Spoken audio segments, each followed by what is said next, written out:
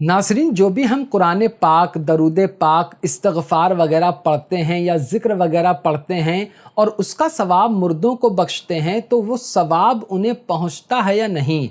अगर पहुंचता है तो कितना पहुंचता है, कैसे पहुंचता है, ये सारी बातें आज मैं आपके सामने हदीस पाक की रोशनी में बयान करने वाला हूँ।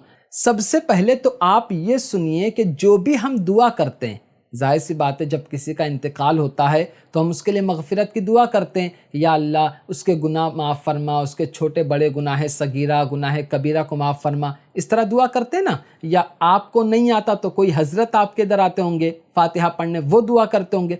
अब इससे फ़ायदा क्या होता है वो सुनिए। मोजमे औसत जिल्द नंबर 1 की हदीस पाक नंबर 1889 में है, अल्लाह के प्यारे रसूल सल्लल्लाहु अलैहि व आलिहि वसल्लम ने इरशाद फरमाया, मेरी उम्मत गुनाह समेत कब्र में दाखिल होगी और जब निकलेगी तो बेगुनाह होगी, क्योंकि वो मोमिनीन की दुआओं से बख्श दी जाती है। सुबहान अल्लाह। इसका मतलब समझो हदीस पाक का।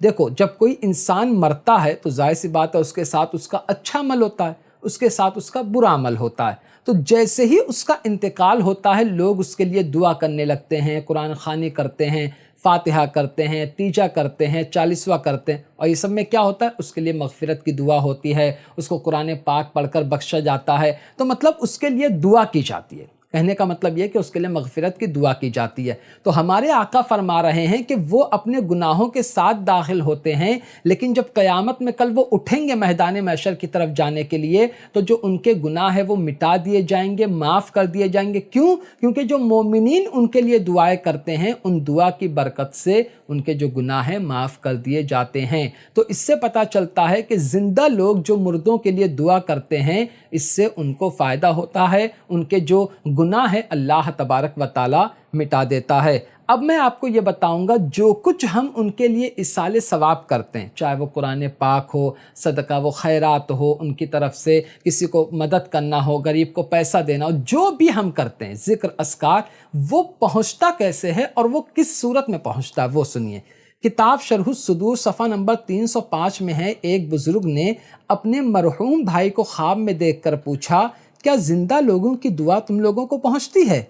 तो उन्होंने जवाब दिया, हाँ, अल्लाह की कसम, वो दुआ नूरानी लिबास की सूरत में आती है, हम उसे पहन लेते हैं।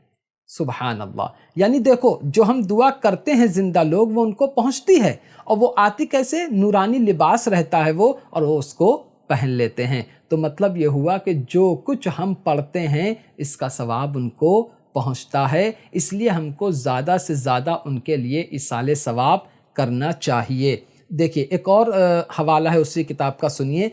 फरमाते हैं कि जब कोई शख्स किसी मैयत को इसाले सवाब करता है, जब कोई भी ज़िंदा किसी मुर्दे को इसाले सवाब करता है, कुछ बख्शता है, तो वो सवाब हज़रत जिब्रील अलैहिस्सलाम नूरानी तिबाक यानी नूरानी बर्तन में रख कर उसकी कब्र के किनारे खड़े हो जाते हैं और कहते हैं, ऐ कब्र वाले, ये तोहफ़ा तेरे घर वालों ने भेजा है, इसको कबूल कर ले। ये सुनकर वो जो मुर्दा कब्र में लेटा है बहुत खुश हो जाता है, और जो उसके पड़ोसी है वो अपनी महरूमे पर गमगीन करते हैं। देखो, दुनिया में कैसा होता है, हम लोग एक दूसरे के घर के बगल में रहते हैं, वो हमारे पड़ोसी, ये हमारे पड़ोसी। अब कोई चीज़ हमको मिलेगी तो जो बगल वाले को नहीं मिली पड़ोसी को, वो गमगीन होगा ना, या जो उसको मिली हमको नहीं मिली तो हम गमगीन होंगे। तो ऐसे ही होता है कि जब कोई अपने मुर्दों के लिए इसाले सवाब करता है और उसको वो चीज़ मिलती है और उसके बगल वाले मुर्दे को नहीं मिलती है, क्योंकि वो सोचते हैं काश हमारे घर वाले भी किए होते तो हमको भी मिलता। इसी वजह से हमको चाहिए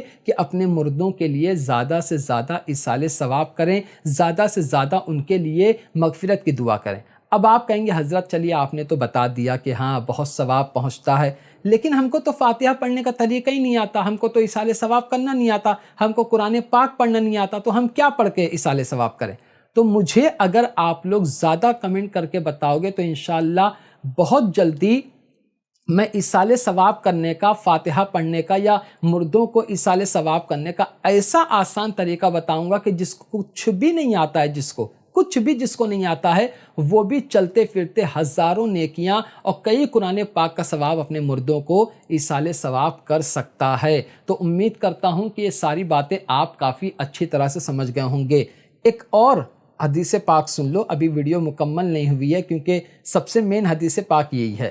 فرماتے ہیں کتاب کشف الخفا جلد نمبر 2 کی حدیث پاک نمبر 2629 میں ہے، جو شخص قبرستان میں گیا اور وہاں پر 11 مرتبہ، صرف 11 مرتبہ سورہ اخلاص یعنی قل هو اللہ احد شریف پڑھ کر اس کا ثواب مردوں کو پہنچایا، یعنی مثال طور پر آپ قبرستان گئے، وہاں پر آپ نے 11 مرتبہ قل هو اللہ احد شریف پڑھی اور آپ نے دعا کیا یا اللہ جو کچھ میں نے پڑھا ہوں، یہاں جو مردے ایمان والے آرام کر رہے ہیں، مومنین آرام کر رہے ہیں، مومنات آرام کر رہی ہیں، ان کی روحوں کو عطا فرما۔ تو اس سے یہ ہوگا کہ جو تم نے ایصال ثواب کیا وہ سب کو تو پہنچے گا جتنے مردے وہاں آرام کر رہے ہیں، اور جتنے مردے وہاں آرام کر رہے ہیں اپنی اپنی قبروں میں، ان کی تعداد کے برابر تم کو ثواب ملے گا۔